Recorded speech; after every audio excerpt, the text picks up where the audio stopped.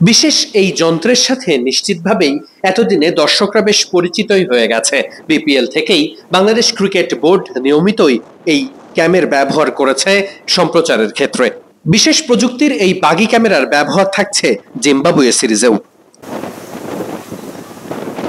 দর্শকদের নিরাপত্তার ব্যাপারেও একেবারে কোনো ধরনের ছাড় দিচ্ছে না বাংলাদেশ ক্রিকেট বোর্ড। পুরো গ্যালারিতেই এভাবে ডগ স্কোয়াড দিয়ে তল্লাশি চালানো হয়েছে, যাতে করে কোনো ধরনের কোনো অপ্রীতিকর ঘটনা না ঘটে।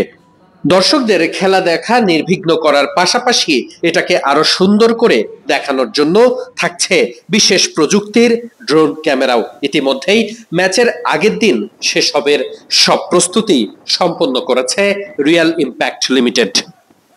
উচ্চ প্রযুক্তির এসব ক্যামেরার আয়োজনের পাশাপাশি থাকছে ডিআরএস এর ব্যবস্থাও। সেজন্য স্টেডিয়ামে ম্যাচের আগের দিনই দেখা গেছে ডিআরএস এর সঙ্গে সংযুক্ত লোকজনের তোড়জোড়।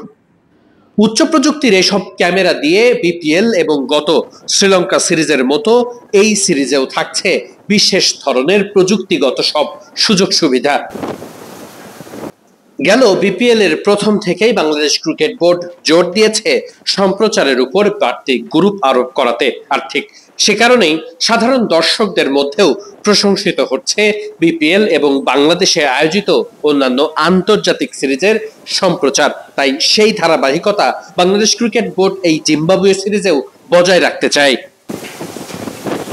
ম্যাচের দিন এবং ম্যাচের আগের দিন বৃষ্টির পূর্বাভাস রয়েছে, তাই সবকিছুতেই সে ধরনের প্রস্তুতিও রাখা হয়েছে সমান তালে।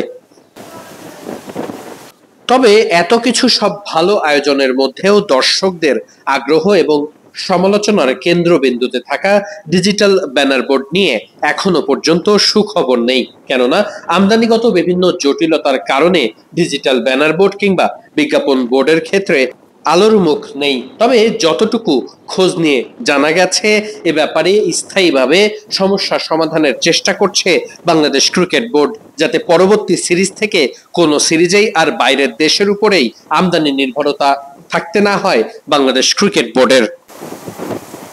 ম্যাচের আগের দিন ঠিক এভাবেই রিহার্সাল করেছে সবগুলো প্রযুক্তিগত বিভাগ। রিয়াল ইম্প্যাক্ট লিমিটেড থেকে শুরু করে ডিআরএস সবাই একসাথে হয়ে কাজ করে একটা ম্যাচ পরিচালনার ক্ষেত্রে। আর ম্যাচের আগের দিনই হয় সেই সবকিছু রিহার্সাল। মাঠে বসে খেলা দেখার পাশাপাশি যে সকল দর্শকরা মাঠে বসে খেলা দেখতে পারবেন না, টিভি স্ক্রিনেও যাতে তারা খুব ভালো সুযোগ সুবিধা নিয়েই খেলা উপভোগ করতে পারে, সেজন্য সব রকমের ব্যবস্থারই চেষ্টা করে যাচ্ছে ক্রিকেট বোর্ড। চট্টগ্রামের জহুর আহমেদ চৌধুরী স্টেডিয়াম থেকে ওয়াহিদ মুরাদ, মিডফিল্ড।